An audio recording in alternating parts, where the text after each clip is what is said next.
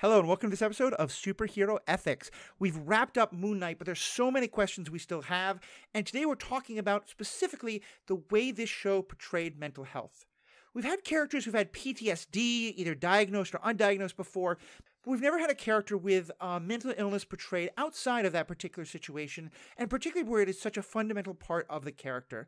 And so we're going to be talking today about how mental health, and specifically dissociative identity disorder, DID, is portrayed in the show of Moon Knight, and the role it plays in the story, and all sorts of questions about that. And we're bringing back expert therapist Saron. She was on an episode about talking about Encanto and how that portrayed mental illness, and so it's going to be a great conversation with her, Will, and Paul, and myself. All that and more after a commercial break we have no control over.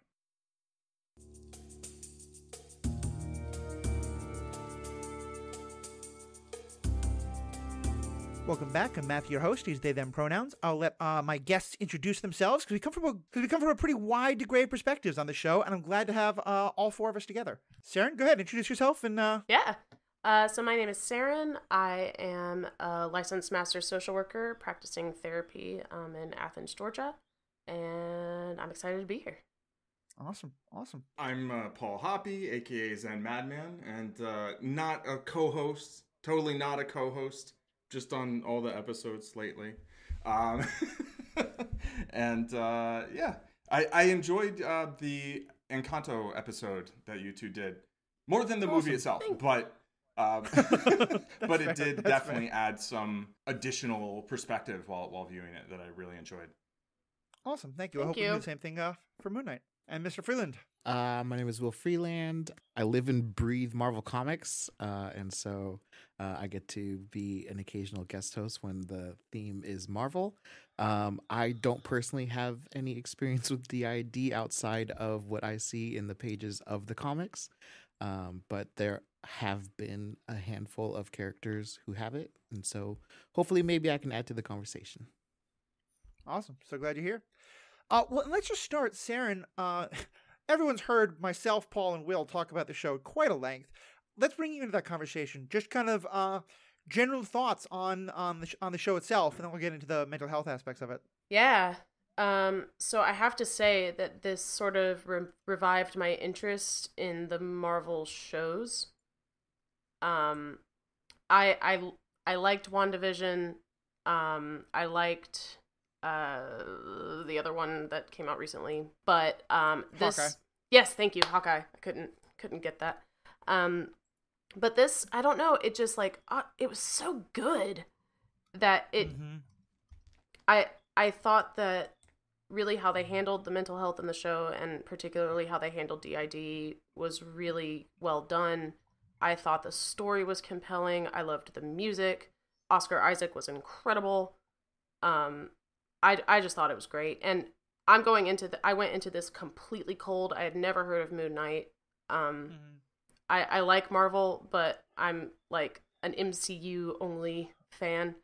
So I understood what was going on. I don't know, I just thought it was really good, and I don't know if they're going to make a second season. They seemed like they were hinting at it, but I hope they do. Yeah, it certainly seems like there's going to be some more. That character, the collection of characters, is going to continue in the MCU under whatever title it does. Well, and so let's kind of just get right into the heart of things, and we're going to get into the details, but just kind of on a broad level, what did you think about the way the show presented mental illness, particularly dissociative identity disorder? Yeah, so, I don't know, DID pops up in pop culture every so often. There was that show United States of Terra that tried to handle it. I don't know if that was ever on y'all's radar. And then Split, it showed up. All of which, tried really hard and got close. But to me, Moon Knight, I could just really tell that they had done their research with DID, and the way they handled it, when they were just talking about the mental illness aspect of it and not taking away the superhero, less realistic parts, the way they handled it just felt very true to life. And particularly the way that they wrapped it up in terms of trying to work together, like having these alters work together and integrate, that is often the goal of DID treatment in real life. So I was very, very pleased and pleasantly surprised to see that that's how they handled it, because that's how you would handle it. Right. Yeah, I mean, and we'll get to this in detail, but I think what you're saying kind of makes the scene of, at first Marc thinking that his peace is by getting rid of Stephen, but then realizing actually that he needs Stephen as part of himself. Yeah. I think carries a lot of weight. I'm so glad you're on the show. There's been some great articles and tweets and posts and things like that by people both who are practitioners of mental health, but also people with DID. And a couple of them actually I chatted with. They don't want their names read, but I just want to read a couple of things folks have said. One was, I have never felt quite so seen by this show. It felt like what happens in my head was happening on screen. And the other one was, I feel like after watching this show, when someone asks me what's happening and what's going on, I can just tell them to watch this show. Or I can say, have you seen this show? Because there's so much, and this is just, now I'm ending the quote, but from talking back and forth with that person, because it's something that's so misunderstood. I think we still think of it often in terms of multiple personality disorder, or the two shows you talked about, I think we're at least trying. I think we have a long history, especially in superhero things, of villains that have multiple personality disorder, and it's really badly done. So, yeah, I'm just really glad that to hear from you, especially that Moonlight really was doing so well. That's awesome. So what is dissociative identity disorder? Give us kind of the 101, and then we'll start talking about how it applies to the show, but just in kind of general, in terms of the used word like alters and integrate and stuff like that. Tell us the 101. Yeah, so it's an exceedingly complex disorder. So I will give a brief overview with the disclaimer that it is an overview. It is part of a set of disorders that are dissociative disorders, and this being a very extreme version of more common disorders. We hear about people with trauma or people with various other mental illnesses dissociating at times. It's a common symptom of PTSD. This is like that, but much more. We often see, when we see DID, it is very often the result of very, very, very extreme trauma at a young age, which was something else that I really appreciated about the show. I was like, ooh, the origin story here really works clinically. And because it's such extreme trauma that happens at such a young age, it quite literally fractures your consciousness in a way that is meant to be protective. It is your own mind putting this experience away and creating other things that aid in the protection of that. And both in, I think, psychological history and in popular culture, that's really seen as a problem. When the treatment now, at least as I understand it, is we're not looking to fuse all of these alters, and alters is the word for the multiple personalities. We're not looking to fuse them. That's not really going to work, and may make the trauma worse. Right. But looking to coexist with one another. And if one of the alters has problematic behavior, we'll work on that. But the goal isn't to eliminate them. The goal is to exist harmoniously. That's the overview. Yeah, and I'll jump in with questions, but also Will and Paul, if you have any, please do so as well, or comments.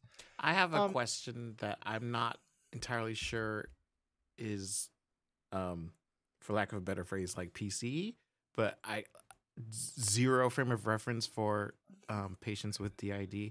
But are there instances where the alters do get a chance to like communicate back and forth to each other, or is really? Yeah, that's wild. Okay. So how it's portrayed in Moon Knight does happen, as far as like you kind of lose time. That can happen. But actually more often they all have an awareness of each other. Okay. And I'm not entirely up to date on the clinical language, but the host person often maintains some awareness, even if another alter is in the spotlight at that moment. Right. So it's not, it's rarely a complete blackout. It does happen. Mm-hmm. But the idea that, like, because in the show, you know, Marc seems to have some awareness of Stephen from the beginning, but Stephen has no idea that Marc exists until that happens. And is that's at least that's realistic, like that it can happen in that kind of a way? I suppose it could. I'm hesitant to say no. But I would say that at least in my knowledge, it would be unusual for one to have an awareness and another not. Right. But it doesn't mean it couldn't happen.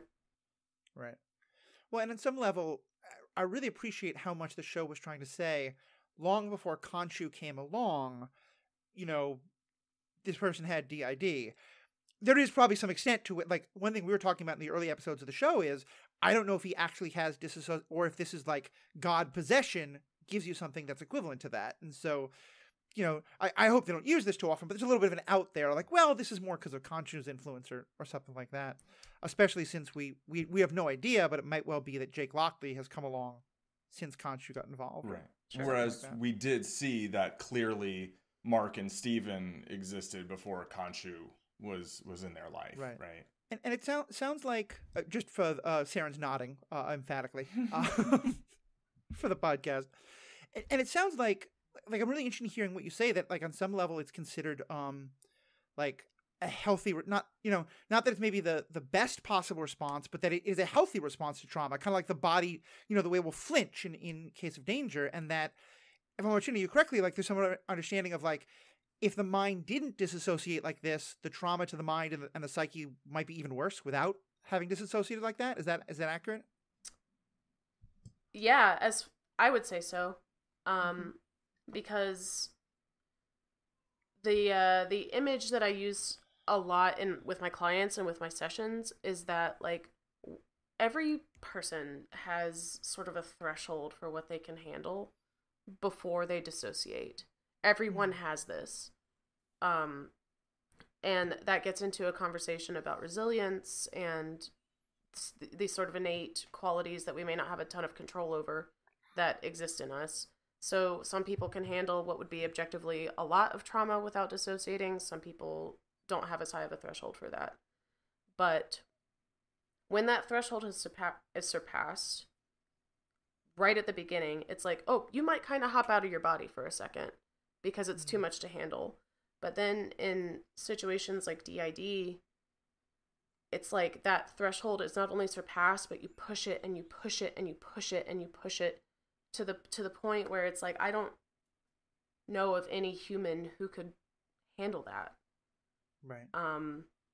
So it's almost a kindness. Ooh. I'm so sorry. I'm in my basement and something just happened up above me. Okay. I think everything's fine. It's a kindness. It's a gift in many ways that your consciousness has fractured itself in this capacity, because it means that you don't have to necessarily remember why this happened. And at least the way I work, there's no reason to remember it. Why would you? Take the gift for what it is. Right. So then, is it not so much something that in terms of treatment, there's a lot of trying to work through whatever the trauma was and kind of confront that, and it's more just kind of trying to get the alters to, I guess, whether integrate or kind of coexist well together? Is that? It depends. That's very client specific. If they remember all of it or pieces of it, yes, we will absolutely process that in ways that are necessary. Right. But if they don't remember, then just kind of leave it, and there's no reason to dig that up. Sure. That's a very old school philosophy. Right. The way that I look at it now is, even if you don't remember it, there's still ripples. It's still affecting you. Right. And what we're going to focus on is the ripples. Okay. And in the case of DID, the ripples are very obvious. Right. You have DID. Yeah. Those are the ripples. Yeah. So, going to focus on that. And it's almost like symptom management of like, we're just going to get you to a place that feels good for all of you. Right. Right. So, because in the show, it seems like, from the Egyptian god perspective, Tawaret's perspective especially, that it is essential that Marc tell Stephen what happened and that Stephen understands where he came from. It sounds like that kind of goes against what often is the sort of therapeutic recommendation, or do you think is there something like that we saw on the show that is that kind of breakthrough of Stephen starting to understand a little bit of it, so he needs to see the whole thing? Like, I'm kind of curious how you saw that, how that was portrayed. That's a complicated question. There's so much nuance to it. I can see where something like that would make sense therapeutically. And for some folks with DID or with, various other mental illnesses, kind of knowing your origin story feels important to them. And if that's important to the client specifically, well, I would want to know why. Right. And if we can process through that, then we can do something like what's called EMDR, which is a trauma therapy, to maybe process through the events themselves and make that part of your healing journey. Right. It's not. It wasn't like a straight up like, ooh, no from me. It was more of a like, I could see how that would make sense in some situations, but it's not really the gold standard. Right. It seemed to me like Marc was very aware of like almost like of creating Stephen, like not necessarily through like full conscious will, but like that, like Marc knows what happened, right? Both in terms of what led to that, and also like he says to Stephen, like, but that's the entire purpose for you. Like that's why you exist, basically, is kind of like so he doesn't have to always be in that trauma, right? And whereas Stephen kind of wants to be like, well, I mean, maybe he just wants to know because like what's going on, right? Which I think is a very understandable human, just kind of like curiosity, right? But then Stephen does kind of seem to try to like help Marc work through that, which, it sounds like that can be an approach and it can also not be an approach, right? And it kind of just depends on the people. Yeah, and I think the fear of like what is going on is that's a little bit more Hollywood than reality. Right. In that, like, when we're looking at clients specifically that have DID, they know something happened. Yeah. Right. And they're usually aware that there's one or a few alters that are acting in this extremely protective capacity. And at least from my understanding, most folks are fine with just letting that be. And there's not so much fear around it. There's not so much confusion. It's not quite as angsty. Yeah. Right. Makes sense. Well, since we're starting kind of, either of you have any other kind of more general DID questions, or should we start talking about the show itself? We were already kind of bleeding into that. I was going to maybe share that I had a friend with DID who, and maybe just a little bit about that experience. She definitely knew that there was a major trauma in her childhood. She didn't talk too much about it. I feel like I think I was friends with like 2 of her alters, but kind of not her like, whether you call it a dominant or host or whatever, like, I mean, she was married and had kids, and like that was her, like most of her life, right? Like my understanding was that most of the time that was her, but then her, like she had a screen, we met online, it was a whole thing, but like her screen name was like her name and then like et al, like and others basically, which that's how I learned what et al. Was, and also like a little bit about, you know, what was going on. But you know, and then the two personalities, the two alters that I knew were like, one, this very like very openly sexual, like aggressive kind of personality, and then this other like very child, like kind of safe, like, you know, whatever you would think, like, I mean, it sounded like it was some kind of childhood sexual abuse is kind of, you know, and she may have even said that specifically, but I definitely didn't want to like really push into that too much. But and I remember her sending me this gift of this like wooden box with this like little, like kind of like baby in a fetal position almost, that I think was it was just very touching, and I don't know, her experience left a big impression on me. But she definitely, you know, she was like late 30s then, I think, and certainly had this awareness of what was going on, right? And it sounded like actually had a really great support system, and, you know, her family knew what was going on, and she had all of, you know, these alters anyway, as far as I know, were all like very kind of integrated, cooperative, and I can see how it could be this like constructive, protective sort of mechanism of the mind, right, to do this and become this way. And it, you know, I can't speak to like any of the challenges that she went through in that regard, but it did definitely seem very sort of affirming to the fact, like, yeah, you can have a, you know, a normal, in quotes, kind of life, and even when, you know, it's something that you're dealing with and is not necessarily just like a condition you have, but like, to me it felt like that's who she was, you know, that's who she is, and like, and that's like a fundamental aspect. Like, that's not, it didn't strike me as like something that you would want to like cure, right? You would want, like, that's her, that's the person, and you would want to make sure that, you know, everything is going to function in terms of life, right? But yeah, I don't know, having known her and then kind of watching this show, it made the sort of Stephen and Marc kind of coming together at the end feel even more like personal, you know, and very powerful. I can definitely see that. I have also had people in my life with DID, and I don't think my connection with them ever got quite as deep as what you're talking about, but definitely seen a lot of those same aspects. And one thing I'm also really struck by is the, like, as someone who, you know, I do not have DID, I have other mental issues. It sounded weird. I have other mental health disorders and the like. And one thing that in the mental health advocacy community, I know we often, that the idea of like, that it's not something necessarily needs to be cured, it's something where the symptoms need to be managed.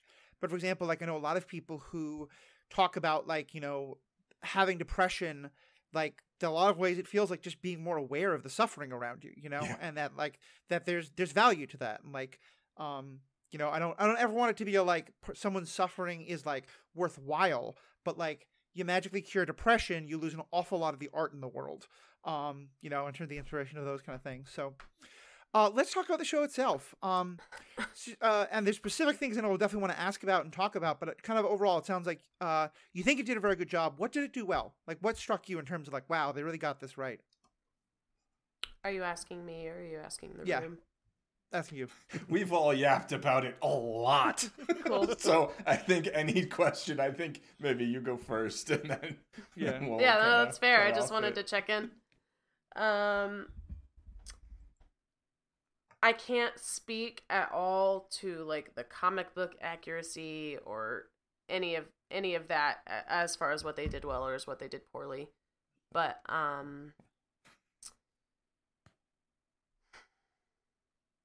even beyond the portrayal of DID itself, I thought the way they handled mental illness in general was just really well done. And it had this theme to me of, we're not necessarily pathologizing mental illness, but acknowledging, sort of very close to what you were saying, Matthew, we're just acknowledging it as another way of being. Right.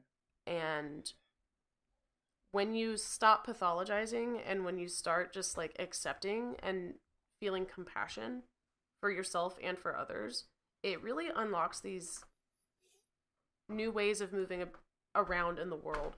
And that's, I think, what compelled me so much about it. It just, the tone just felt different to me than how other Marvel things, or just pop culture in general, it felt better handled. Yeah. And it felt really, this is the movement in the mental health community as far as moving away from pathologizing mental illness. And I hate calling it mental illness even, but I don't really have a great word for it. And it felt very tapped into that. Yeah. Like I mentioned before, that PTSD, either diagnosed or on, has definitely been brought up with other characters in the past. But you think of like Tony Stark or Jessica Jones, it is pathologized and primarily shown in terms of this is making them terrible people to everyone around them, and to themselves, and so they have to get fixed, they have to get cured. And like I think it in some ways is a kind of accurate portrayal, but it definitely felt pathologized, I think is the right word there. Especially I was thinking a lot about Iron Man 3 is the one where I think we really see Tony Stark's PTSD show up. And I have such a love-hate relationship with that, because what I thought it did so well was the portrayal of like what it's like to have a flashback, and what it's like to have a panic attack, and what it's like to freeze in moments where it is not okay to freeze. But there was it never felt particularly hopeful to me. And that was the part that I felt like they missed in Iron Man 3, and then even throughout Tony Stark's arc in the MCU. It was like, it never felt, I don't know, it just felt really bleak, like, consistently. Yeah. And that was something that I appreciated about Moon Knight, is that it didn't feel that way. Yeah, I think with the extra flashiness of something like the MCU, if you don't do this kind of portrayal with like Moon Knight and DID, with eyes wide open, it can easily slip into this like portrayal of like, oh, it's just kind of like a superpower, and having more than one aspect of myself with different strengths in one body is how I beat my villains. With like Stephen having all the knowledge of Egyptian hieroglyphics and all that other kind of stuff, and them working together. If you don't keep that, there's this mental health message and aspect front and center in your storytelling, it can get lost to the flashiness of an MCU story or a superhero story. Yeah, I think that's such a great point. And I was very struck by the moment where Mark says to Stephen, "You've always been my superpower."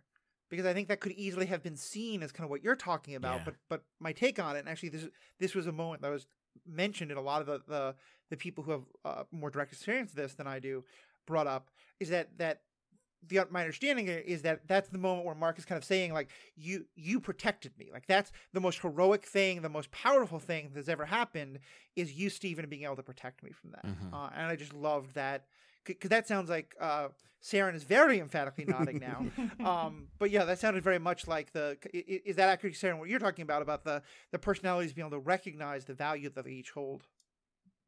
Yes, no criticisms. That was such a beautiful moment to me, and it was so layered, and that like it could have been mishandled, but like, yes, you are my superpower, but it's for these reasons. Oh, it's just giving me chills even talking about it right now. It was so beautifully done. Yeah. Yeah, just loved it. Because I kind of think like because there is a moment where you do kind of get that, where you get, him switching back and forth between Moon Knight and, is it Mr. Moon or Mr. Knight? Mr. Knight. Mr. Knight, thank you. And like the two different suits, and it just looks awesome. And I love, and like, yeah, because like you said, the flashiness of an MCU movie, but I feel like without that moment, that would have felt a lot worse. Yeah. Instead of feeling like incredibly empowering and awesome. And this was after they'd already done that, right? So Right. I think that sequence is very important. Yeah. Very much so. And I guess you can get real into it because we talked about briefly on one of our other episodes about how Towerette had two hearts for representing the two of them, and then they didn't truly come together until they shared the one heart at the end when they frozen themselves in sand and then and came together. I think that was like, you can write an entire article about how powerful just that was, and like them accepting each other, or Mark, you know, being like, Stephen, you are part of me. We are one person. We get it. and yeah, that whole representation I think was awesome. Do you feel like in the comics they achieve a similar level of nuance? I mean, I know you don't have as much like background with, you know, DID before, but does it? Yes and no. Yes, in the sense that they, with Mark Spector and his alters, Jake Lockley and Stephen Grant, they work in tandem effectively. Okay. They all have very different lives and goals and how they approach situations and problems. What you don't see is how they balance in like a fight. In comics there's the superhero part and then there's the civilian part. Right. And when talking about Mark and Stephen and Jake, it's very much the civilian part of the Moon Knight story. Right. And then once you start doing the fighting crime thing, it's very kind of one-dimensional. Right. And like Mr. Knight isn't necessarily specifically explicitly Stephen in the comics. Right. Mr. Knight is portrayed as a fourth alter. Oh, okay. In the comics. And cutting that part out for the show, I think totally works. Right. Well, especially because, and Saron, you can confirm this, my understanding is that like it's been about 50 years or so since this comic first got written, maybe more like 40 years. And that, I mean, not that I think Marvel in the 80s and 90s was doing the most to research their characters, but that even if they had, like, our understanding of DID, you know, the name, like, am I right that, like, even if you'd done the most research when you tried to create this character in the 70s or 80s, like, you would not know what you did today. Is that accurate? I would say so. The clinical understanding of DID has evolved so much since that time.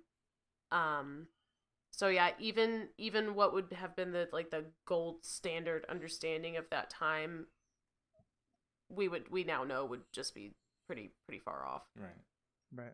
And it may well be that, you know, 40 years people will look back and be like, oh, remember when people thought that was like an accurate way of, you know, looking at I things? think about that all the time when I'm talking about like things like this, of like, you know, right now this is our best understanding. Yeah.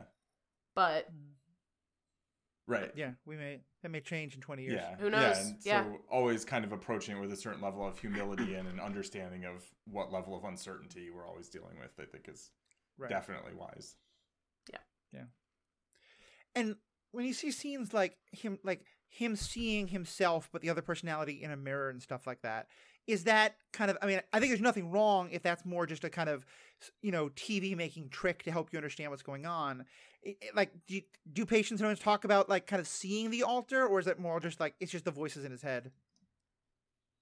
Not like that. All, you know, this is all with the disclaimer of like, in my understanding of this, and definitely I am not a person that has DID, but there can be sort of a mental image that exists, to varying degrees of clarity.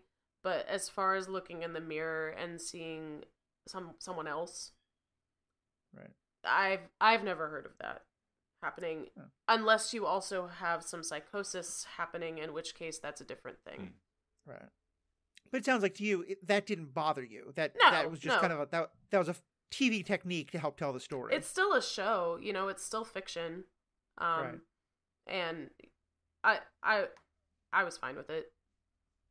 Yeah. I mean, I thought it was incredibly effective for Talent Story and, again, Oscar Isaac's acting. Yeah, I mean, if you're watching a TV show about Egyptian gods possessing and choosing avatars, and that's where you draw the line, is kind of odd. Yeah. That's a part that didn't make sense. I do think it's the sort of thing where, we're talking about what's going on in someone's mind, right? And being able to have some way of visualizing that, I think, is probably very useful to the audience at large. And like with filmmaking, often like there's just an attempt to try and make things more visual, even when it might be, it's like, well, this could just be dialogue or it could just be a monologue, but it's like, people need something to look at. Yeah. Otherwise, just do like a radio broadcast. Yeah, definitely. Well, and so we're starting to get into it, but Saron, I'm very curious your thoughts on when episode 5 ended with with Stephen having fallen off the boat, and now suddenly the heart is full and balanced, and now this, this idea that Marc can get to go to their version of the Summerlands, the Field of Reeds. We went around and round and around about how much of that's actually in his head versus how much of the Egyptian stuff is real in that moment, and we're not going to draw you into that. Again, check out the video of this if you're listening on audio, because Saron's faces alone make it totally worthwhile. It'll be on Zen Madman on YouTube. Yeah.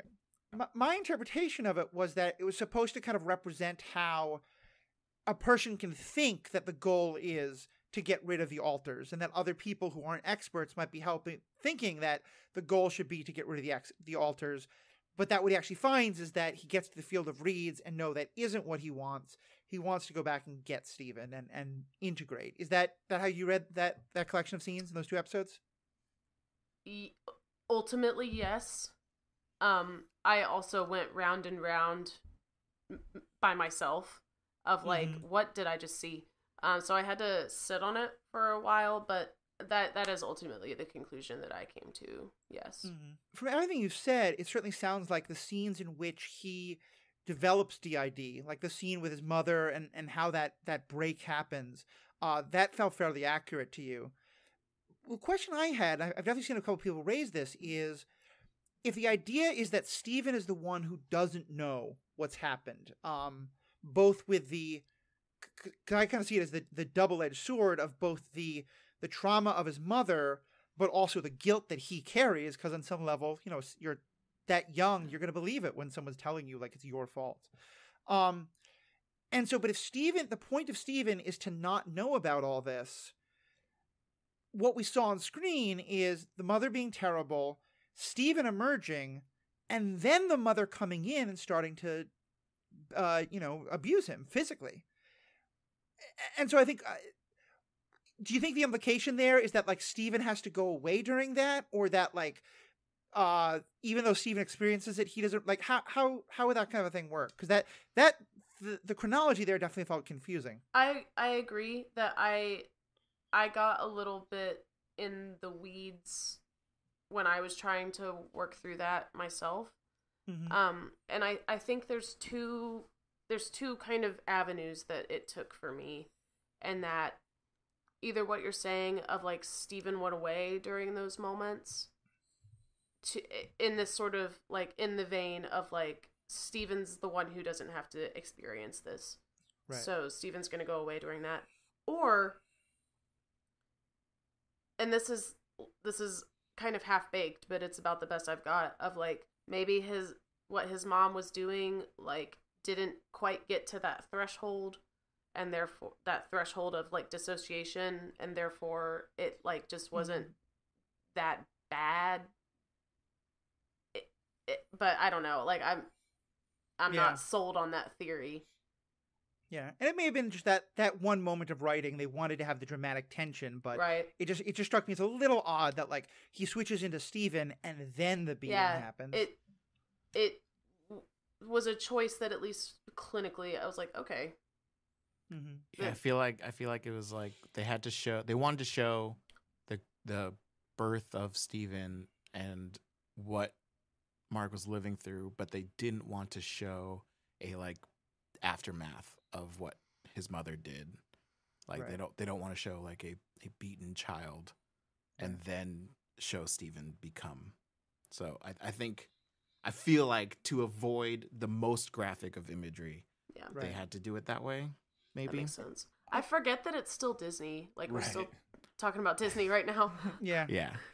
And in some ways, I have to say, as someone who went through emotional abuse from my parents, but never physical abuse, I really appreciated them showing. I think it's off of the sense of like, okay, well, emotional abuse is bad, but like once violence gets in, then it's 8 million times worse. And I'm in no way trying to say that physical violence from a parent isn't incredibly devastating, but just the portrayal that it could have, like, that just the emotional violence could have still done that to him.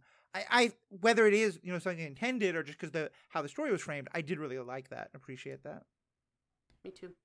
And I hope that people who watch it find that validating, and that like emotional abuse is still abuse, psychological abuse is still abuse, and there's no grading system for that. It's all bad, and it's all damaging. And I know at least that I have a lot of clients that pass through my office that when I ask them, you know, do you have a trauma history, they'll be like, yeah, I mean, my parents were so-and-so, and they're really nonchalant about it. And I'm like, whoa. That's significant. Just because they didn't hit you doesn't mean that it wasn't bad. Yeah. I mean, I know that's practically become an internet meme of like how surprised a person is when a partner just gives them what we think of as the basic baseline of a human relationship. But because they haven't had that, it can feel like, oh my God, this person's the greatest person ever. Yeah. I was going to say that I feel like that scene, first of all, totally agree. All the emotional abuse is abuse. And obviously, I mean, we already kind of talked a little bit about how just showing that, right? And showing that to be a big deal and be really important was great. I think if it actually was specifically emotional abuse, I kind of feel like the idea of him becoming Stephen there was sort of that he was Stephen and he's like Stephen and he's actively disassociating what's actually physically going on, you know? And I don't know whether that's actually a realistic portrayal of what happens, but that was sort of my interpretation of it. Like, I understand how it kind of seems like, oh, wouldn't the point of Stephen be to like then go into being Stephen afterwards, right? So Stephen doesn't know that happened. But like, to me, it felt like it was a way of dissociating from what was actually going on when it was happening. Whereas like Mark was like aware of it. So it was kind of like, well, maybe that doesn't totally make sense. I don't know. That was just sort of, I feel like what they were going for. One thing that maybe you all have realized this already, and I'm just stating the obvious here, but something I just connected to, because part of this gets me thinking, like, how much is he disassociating from, I don't want to think about the fact that I have an abusive parent, and to some extent 2 abusive parents, versus how much is he disassociating from, I don't want to think about the fact that I killed my brother, which clearly he didn't do. But and then I'm thinking, like, the person who he forms his new identity around was the person who kept people safe in the wild. Yeah. You know, and the more I think about that, the more I think that kind of clues into it's disassociated. He doesn't want to think about his mother, but also Stephen doesn't have the guilt. You know, to hear Mark talk about, like, I'm a killer. This is what I am. This is what I've always been. And so I think like that, it feels like it's kind of both in that way, that choosing Stephen as the new identity is very intentional to that. Yeah, that makes sense. I still think there's like a 1% chance that Jake just killed his brother, but probably not. I don't know. No, I'm not saying there's a zero. Like, probably not, right? Because once again, the look on Saron's face. I mean, that seems like that would be a really horrible, tropey way of going about things. I like the headcanon that Jake came around in the mercenary days because he is a stone cold killer. Right. As a way of kind of dealing with that trauma, which is a very different trauma, but a very real trauma that, I mean, I've seen people come back from, a tour in Iraq or going back and just like, I mean, we didn't have extensive conversations, but it's like it was present, that they were dealing with something that was extremely traumatic. Season 2. Yeah, I think it's very fair. Well, I don't want to go in too long, but I want to there's one other thing I want to ask about then is this third personality of Jake emerging. And we kind of see at the end that this is kind of that like the most ultra violentness has probably been due to Jake, that at this point neither Marc nor Stephen has any awareness of. I can see that being kind of a fun storytelling trope, but does that also fit your understanding of like how these things can work? Again, I'm going to need you to use your words for our podcast. I'm so sorry. I am thinking. These are just my normal thinking faces. I am a garbage therapist in the sense of like I don't have a poker face. Like I am the most reactive person. Mm-hmm. Anyway, well, they can trust you. Right? Sure. Yeah. No. Yeah. We'll go with that. Yeah. There's a lot wrapped up in that question for me, and that storytelling wise, whichever headcanon we want to go with Jake, they're both pretty dark, but whichever direction we want to go with it, storytelling wise, it makes sense that this would be how the violent part is channeled. Clinically, where I'm getting stuck on it is that we don't often really see violence in clients who have DID. More often we'll see self-harm and a lot of this violence towards yourself, but this outward violence, it just doesn't really happen. So the reason I'm getting hung up on it is because like I don't know if a person with DID had a violent streak. I suppose it's possible that it could manifest in this capacity, but that just doesn't happen much. Yeah. So it's getting a little bit theoretical. I can see that. Well, it's... Yeah. Go ahead. Paul, go. It seems to me like Jake's violence isn't like serial killer violence, right? I mean, sure, literally, like killing a lot of people in sequence, but like that it's mercenary violence and then Avatar of Khonshu violence, and like that it's directed in a really directed from external sources, right? In the way a soldier's violence might be, as opposed to someone who, like Dexter or something, Right. And so it seems to me like I think it, whether it makes sense clinically or not, like not the idea that Marc had these violent impulses and thus kind of created Jake to channel that, I mean, consciously or subconsciously or whatever, but more that Marc decided he joined the army, right? To kind of to leave home, right? As a means of just like getting away. And then, was probably instructed to kill a bunch of people. And then that was its own trauma. And that Jake was then a way of processing that trauma. Especially when he already has this trauma of, as a very young boy, thinking of himself as a kid. Right, having all that guilt. Yeah, I can see that. So in real life, do we see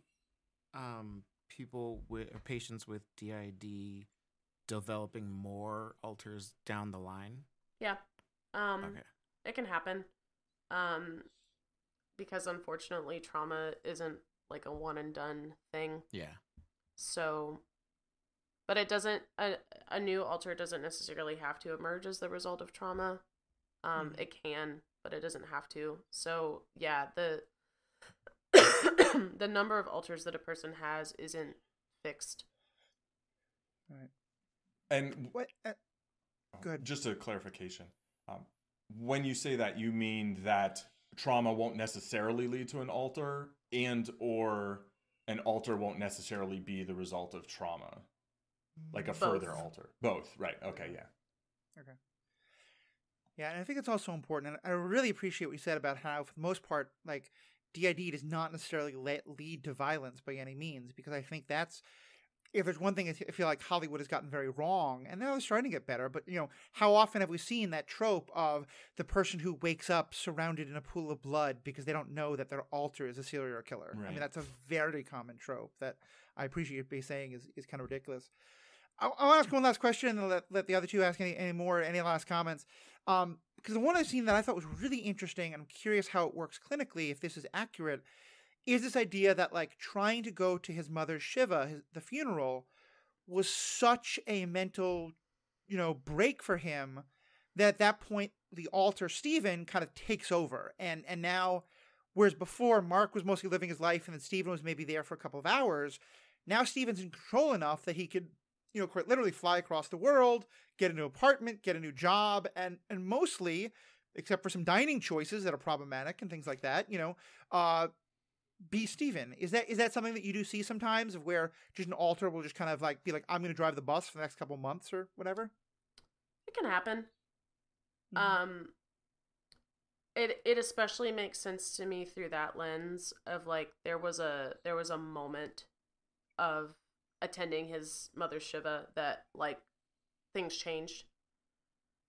That makes it make a lot of sense to me as far as, like, why Stephen would be in the driver's seat for that long.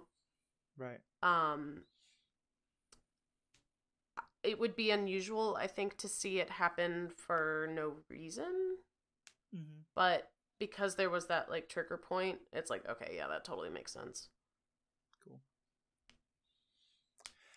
All right, well, I mean, sure, we could have 8 million other questions, but Paul or Will, is there any other last things you want to ask or comments you want to make? I think we covered most of what I was interested in. I feel like got a much better perspective. Yeah, absolutely. Yeah, again, like, my frame of reference for DID is generally 3 characters from the Marvel comics, and they all have the way their DID is represented and how it happened and the triggering events and all that kind of stuff are all slightly different. Whereas, like, Marc, Jake, and Stephen show up from day one, and he's only ever had the 3 alters. Bruce Banner develops the first Hulk alter as a child, and then more come along throughout his adulthood. And then you have David Haller, who is the son of Xavier, who telepathically absorbed a consciousness, and then that sparked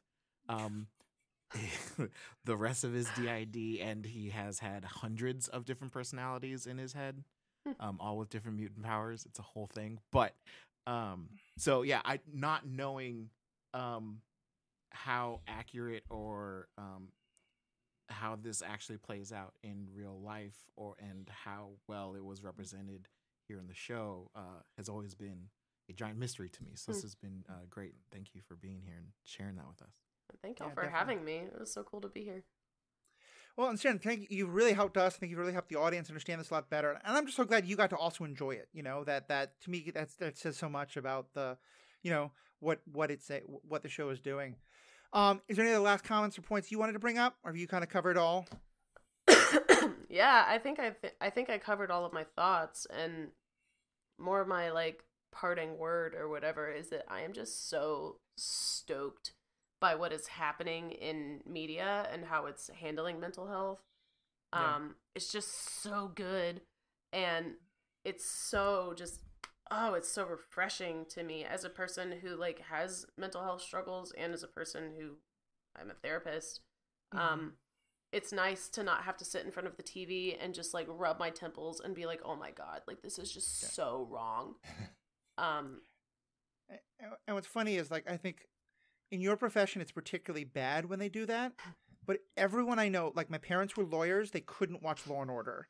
I'm a pastor. When I was a pastor, when I was in seminary to become a pastor, me and my friends would watch ER, and we'd be like, that's the chaplain's job. Why are you talking about this? Get a chaplain. So I think that's kind of a germane to pretty much every profession. Yeah. I know, Paul, I've watched some, heard you talk about some poker movies. Perhaps one with Mel Gibson that is not the best. That's not even the worst. It's just like every television show ever has a poker scene, and it's just like, what? That's not how anything works.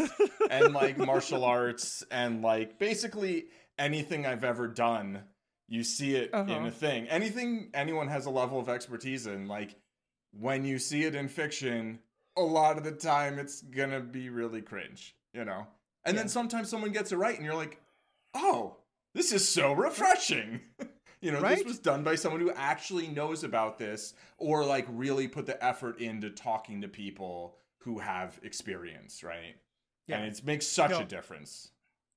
I mean, having an actual expert who knows how to do these things, help you with these things, it's so needed. Because I know for myself, I've been trying to like trim my nether regions from time to time. Oh, and wow. Do they make experts for This that? is how we're doing this? Do they have... Can you get someone to come and just, you know, probably, I mean, of course. I mean, I'm sure you could pay someone. But no, in actuality, my point is that like having people who are experts in the field, who know exactly what they're doing, design the products that Manscaped designs. If I don't win some kind of award for these transitions, by the way, I'm going to be very upset. Folks, you got to like throw me a little bit of business here just for these. I did get a post recently that said the best thing about our podcast has been these transitions. Oh, wow.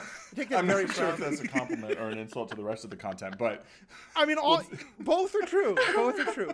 But the point being, you know, we're talking about, you know, being proud of things that used to be shamed. We're burying the term metrosexual forever. We're just claiming, like, look, you want a rock full bush? Awesome. You want a manscape? Awesome. Whatever you want to do to take care of yourself. By the way, not just men. I'm not a man, but I have the parts that these tools are particularly made for. And so that's awesome. Also, I think we know what our TikTok video is going to be, just watching everyone's reactions to this. But the point is that they design these products. Each product individually is fantastic, but you can get a bunch of them in the performance bundle. I think you get like a savings of $100 if you get all 5 of these products together. You've heard Will, Paul, and myself have all used various versions of them and been very pleased with them. And if you go to the website manscaped.com, you'll get to whatever you want to buy there. If you use the discount code HEROETHICS, HEROETHICS, you'll get a 20% discount. And, you know, it's worth it. It is worth it to you. I grew up learning that this, you know, grooming was not something I'm supposed to take seriously. And that was girly. That was something that, like, manly men didn't do. And I learned, actually, wait a minute, I feel a lot better about myself when my beard is really nicely trimmed, and when I'm wearing makeup, or when I'm wearing an outfit that I really care about, or maybe my sneakers aren't like stained and ruined, and yet I'm still wearing them because I'm a guy who cares. And manscaping can be a part of that, or peoplescaping, however you want to define it. So now, having allowed her enough time to recover from her outbreak of laughter, Saron is someone who is the partner of people who may or may not manscape. Do you have opinions on this particular topic? Blindsided. Oh no, I specifically warned her. I asked her ahead of time. I would hope so. You did ask. Yeah. You did ask. Oh my god. Wow.